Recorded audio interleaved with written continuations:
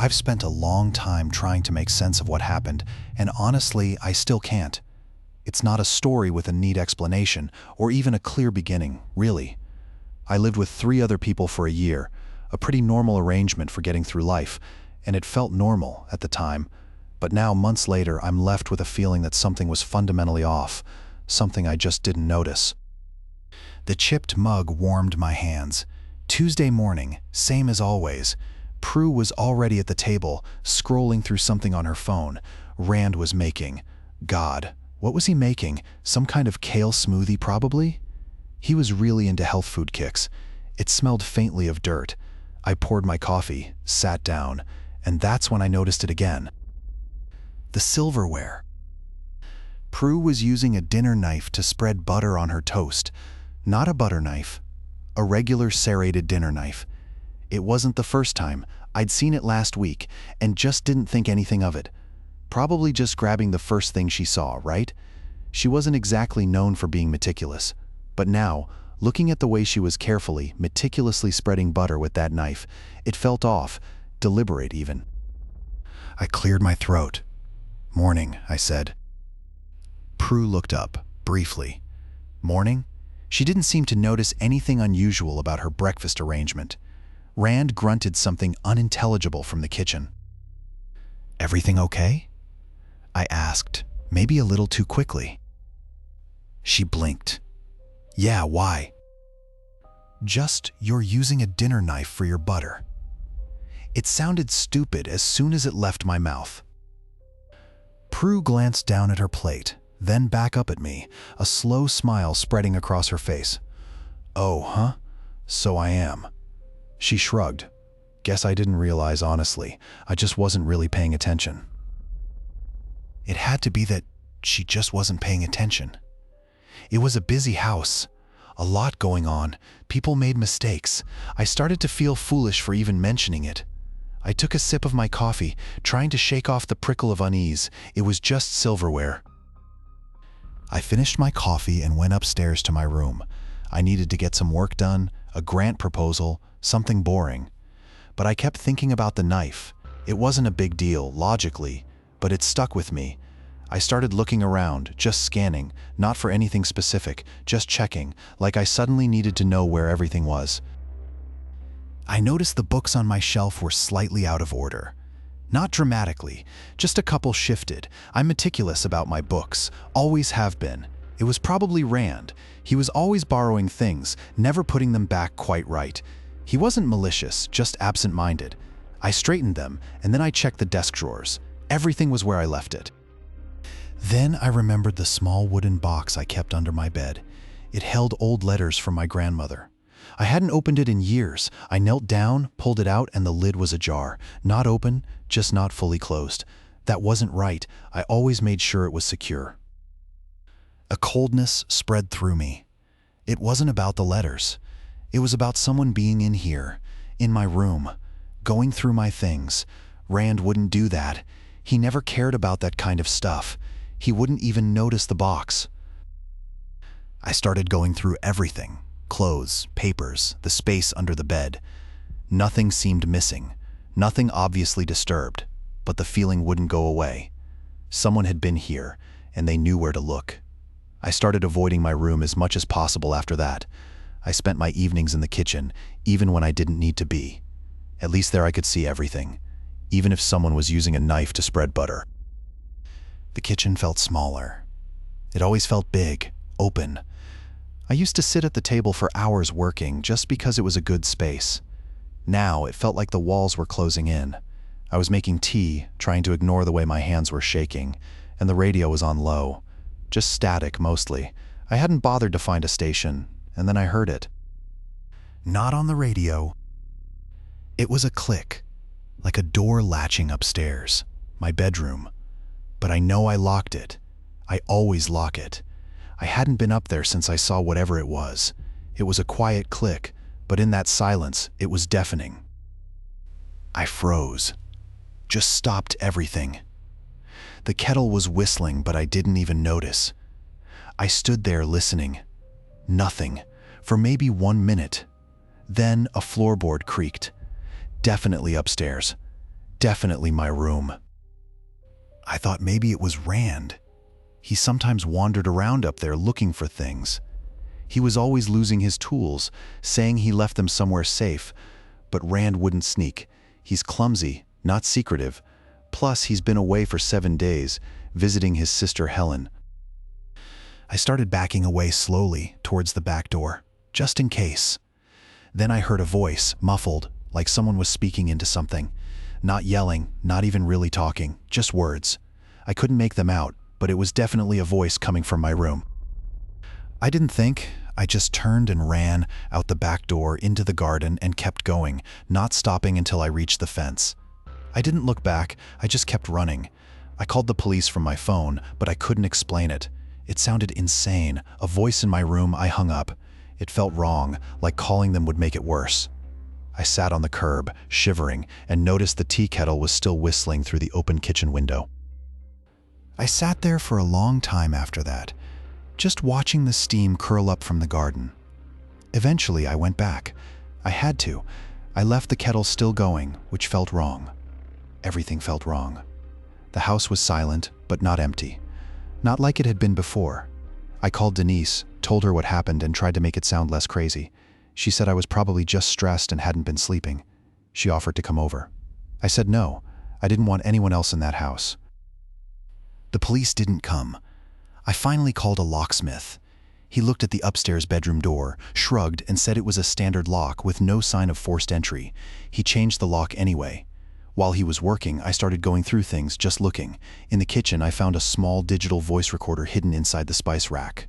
It was an old device, the kind you used to get at electronics stores. I hadn't seen it before. I plugged it into my laptop. It was full of recordings, fragments of conversations, me talking, me and Prue, mostly stuff we'd talked about years ago, things I'd completely forgotten, private things. And then more recent recordings from last month. Me on the phone, me just thinking out loud while I was cooking. It wasn't just snippets, it was whole conversations, edited to remove Prue's side, but everything I'd said was there. I thought it was a break-in, a stalker. But this was different, Prue, and I hadn't spoken properly in almost 1 year.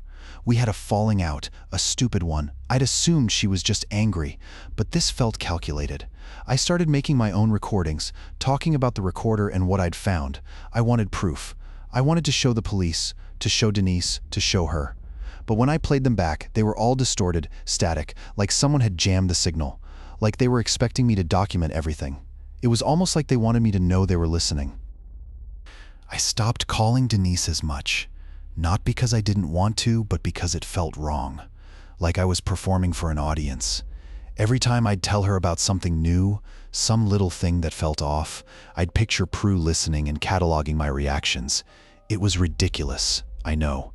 Prue lived across the state, but the recordings, they were so precise.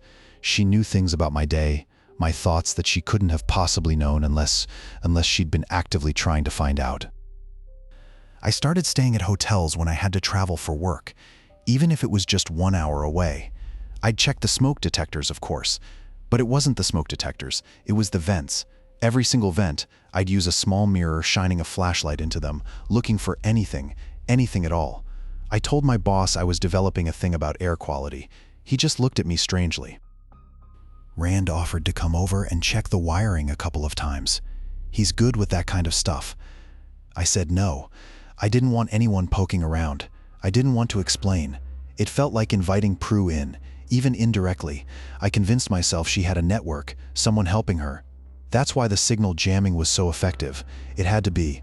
One person couldn't do all of that. I haven't stayed in an Airbnb since. Too many hidden things. I was in a hotel in Portland last week. Standard room on the 10th floor. I spent 20 minutes on my hands and knees checking every vent. And then I wondered, how long had this been going on? How long had someone been listening before the recorder?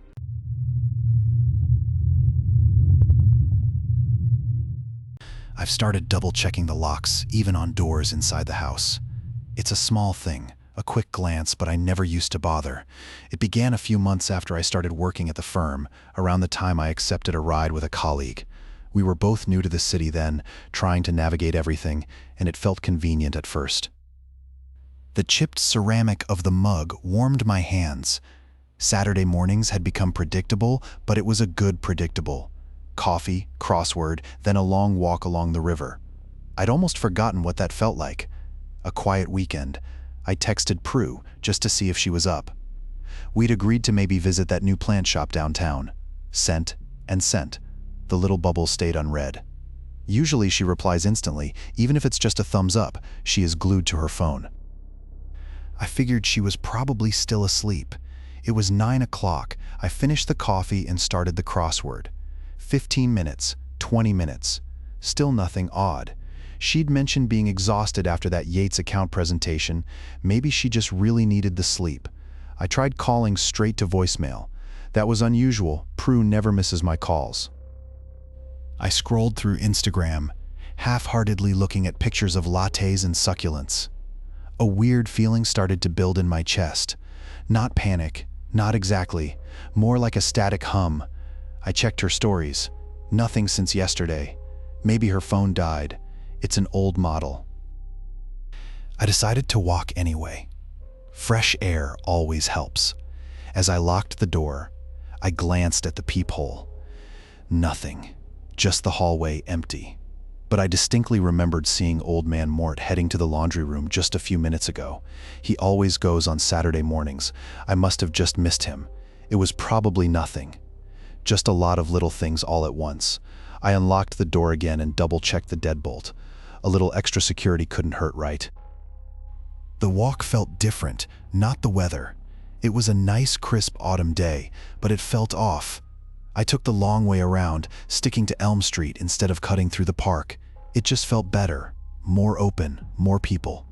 I kept glancing over my shoulder, though, which is ridiculous.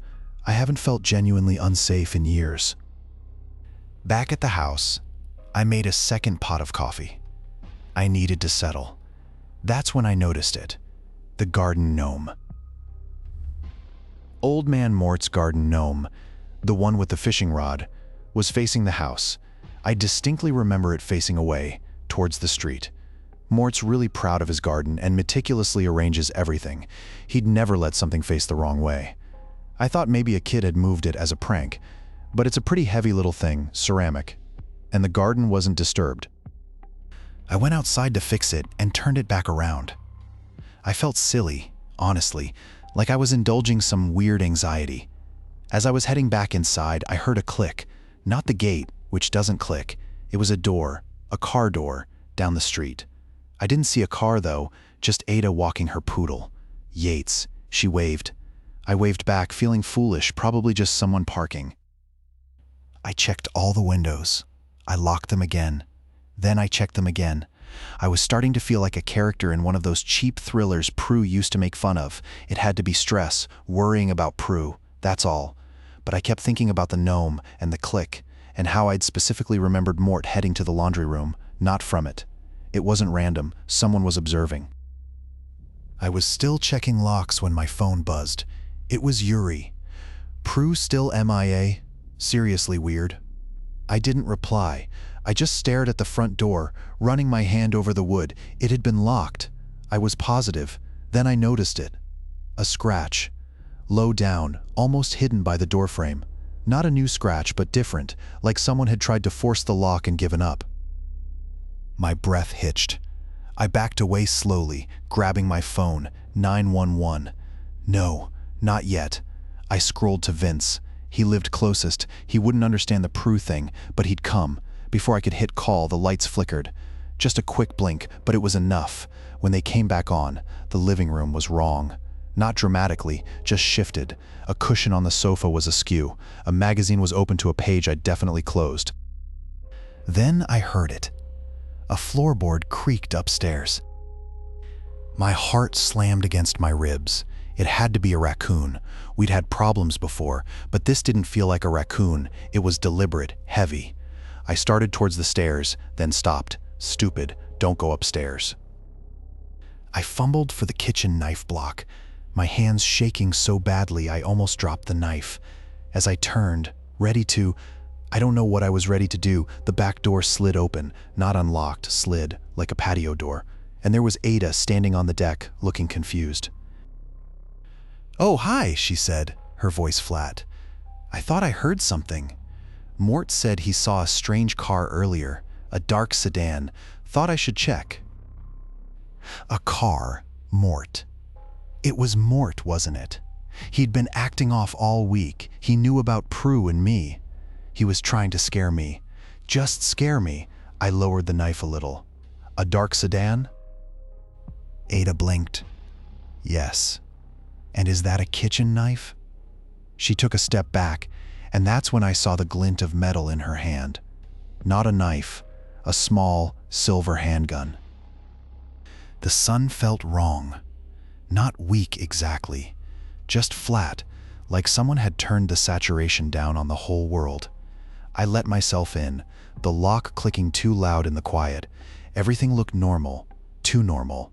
I expected, I don't know, signs, a mess, but it was exactly as I'd left it, which felt worse. Officer Yates had been polite enough. He was dismissive. He walked through with me, his flashlight beam cutting through the lingering shadows, pointing out how easily a window could seem forced, how a branch scraping against the siding could sound like someone trying a door. He hadn't even bothered to dust for prints. Probably kids, he said, adjusting his cap. Or a raccoon. We get a lot of raccoon complaints this time of year.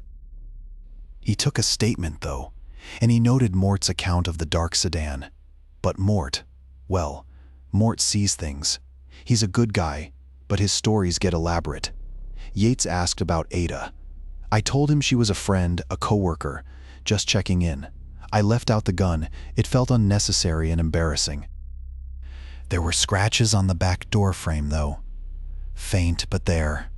I ran my finger over them, not raccoon scratches, too high, too deliberate, and a small, almost invisible chip in the wood, like someone had tried to pry it open with a flathead screwdriver. I showed Yates, he shrugged. Could be old. I found a muddy footprint on the patio, partially washed away by the morning dew. It looked like a man's boot, size 10 or 11, maybe. Definitely not mine.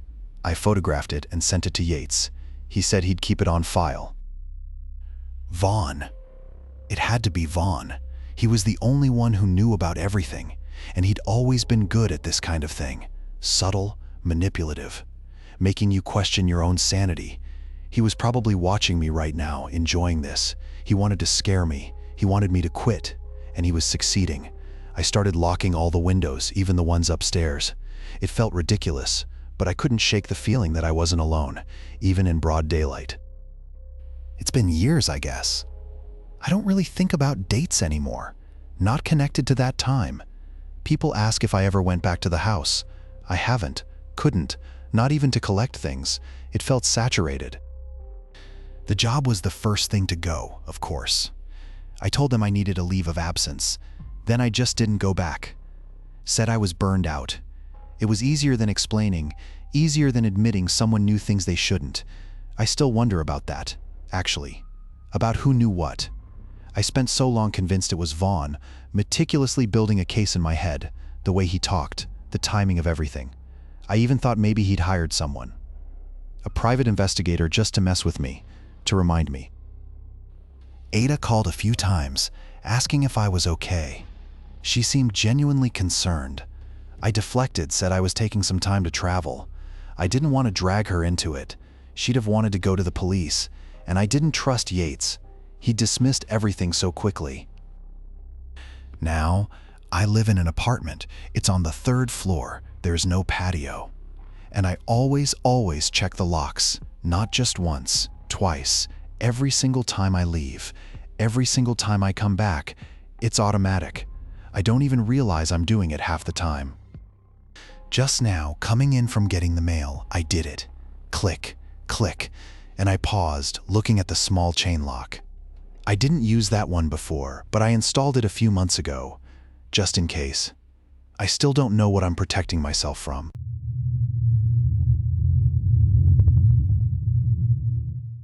I stumbled across a post online yesterday, someone describing a really specific, unsettling situation with an old friend. It was oddly familiar. Reading their words felt like looking at a faded photograph of my own life, a moment I'd thought completely unique. It reminded me I never actually talked about what happened on that road trip last month, and maybe I should. It's been weighing on me, honestly. The diner coffee was awful, predictably. Silas didn't seem to mind, though. He just sipped it slowly, staring out at the rain. We had been driving for 8 hours straight, trying to make up time after the detour through Selma's aunt's farm. Honestly, I'm still not sure why we went there. Silas just said he needed to pick something up. A book, I think. It was all very vague.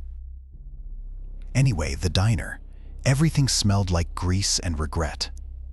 I was sketching in my notebook, trying to capture the way the neon sign bled into the wet asphalt, when I noticed it, on the chipped Formica tabletop, right next to the sugar dispenser. The music box. It was the same one. Small, dark wood, inlaid with mother of pearl. I'd sworn I'd left it in my backpack, zipped up tight. I'd even checked. I remember thinking about winding it earlier, but decided against it. Too distracting while driving. "Silas," I said, trying to keep my voice even. Didn't I have this in my bag?" He didn't even look up. "Oh, that? Yes, I borrowed it." "Borrowed it? When?" He shrugged. "Earlier. I like the tune. It's calming." He finally met my gaze, and his eyes, they were just so blank. Not unfriendly, exactly. Just empty. "You didn't mention you didn't want me to use it."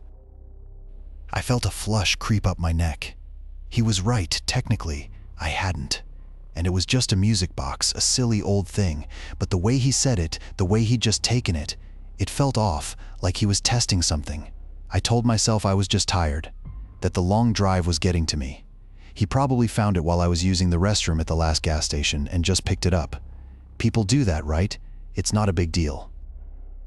I tried to put it out of my head. The music box, Felix's casualness.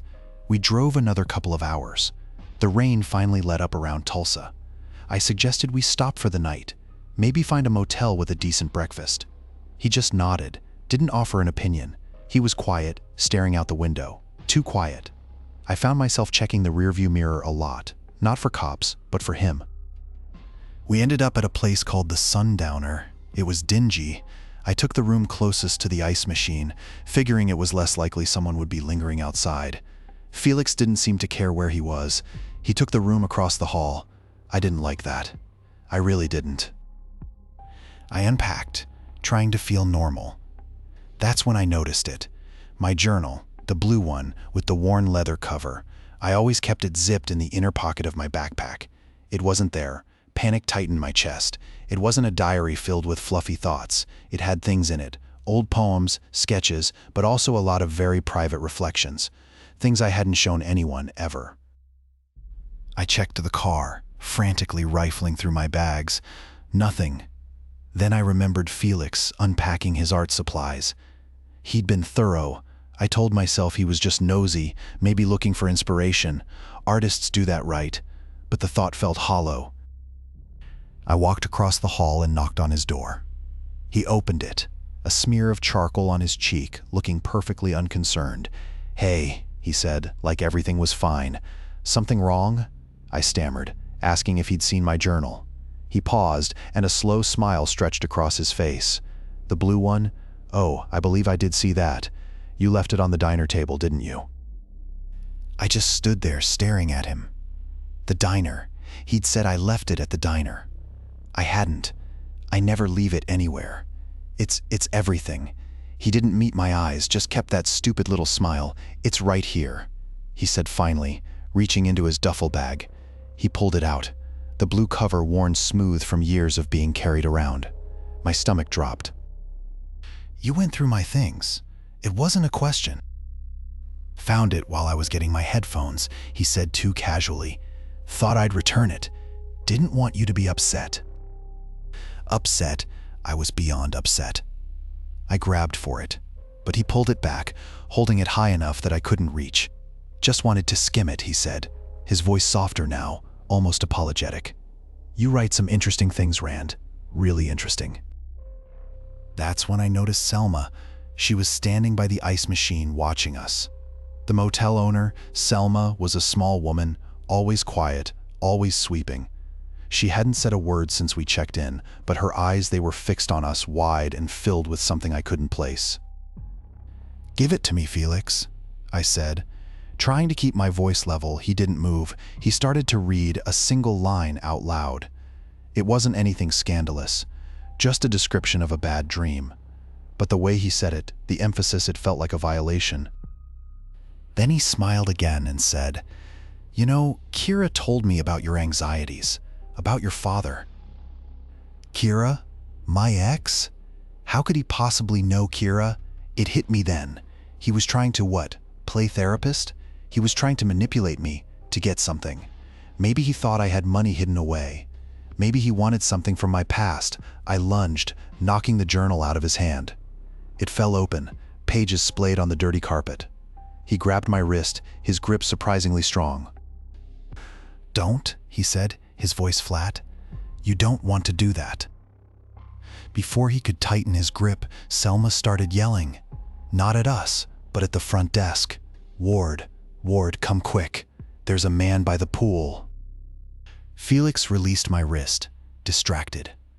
I snatched up the journal and bolted for the car, not looking back. I didn't even bother with my bags. The engine sputtered, then caught. As I pulled out of the Sundowners parking lot, I glanced in the rearview mirror. Selma was still yelling, pointing towards the pool, and Felix, he was gone. I drove straight to the nearest state police barracks. It was 1 hour, and I kept replaying everything in my head, trying to make it sound coherent. Like a normal person reporting a weird encounter. It didn't feel normal. It felt like trying to describe a dream you knew was important, but couldn't quite hold on to. The officer who took my statement was named Rand Young. Clean cut. He mostly just seemed bored. I told him about Felix, the journal, the things he said. I told him about Selma and her frantic call. I even mentioned Ward, the psychiatrist, and his patient history.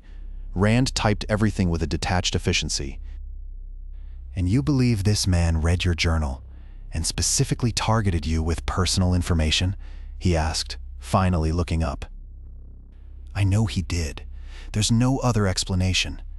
The way he said my ex-wife's childhood nickname, nobody knew that but her and me. And now, Felix." Rand ran a check on Felix. Nothing. No outstanding warrants, no criminal record. Just a name and a vague address in upstate New York. He did, however, find something on Ward. "Dr. Ward has had a few complaints over the years," Rand said, scrolling through something on his computer, mostly regarding boundary issues. A couple of former patients accused him of excessive interest in their personal lives. Nothing ever stuck. Excessive interest. That felt understated. Rand's last line hit me harder than anything else. He also lists Silas Blackwood as a research assistant. Silas has a record. Minor stuff, mostly harassment. A restraining order was filed against him by a former girlfriend a few years back. She claimed he was obsessive. Silas.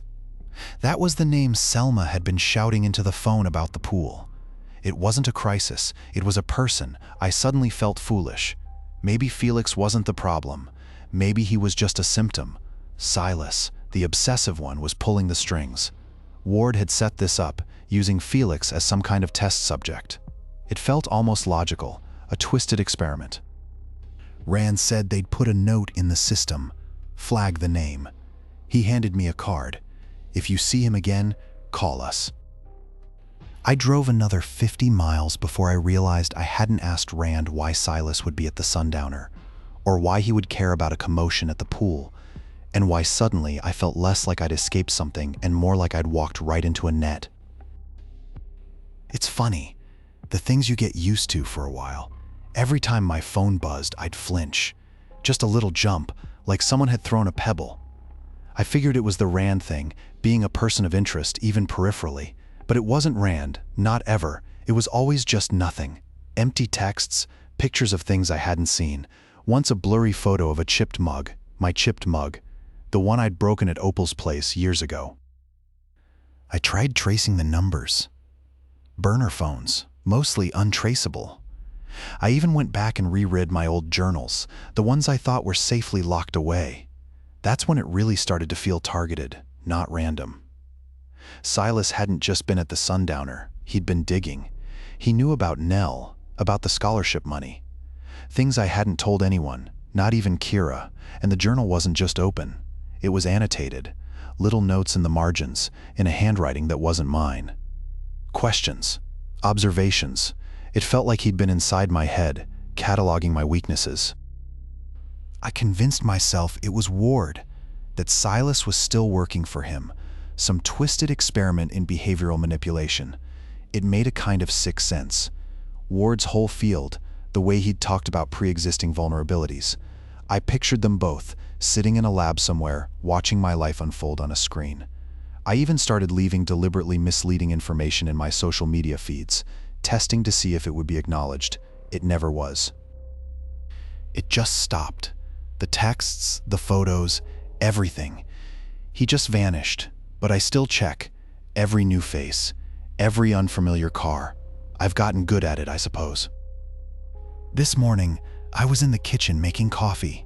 The steam from the kettle condensed on the window, and for a split second, the way the light hit it, it looked like someone was standing there, watching.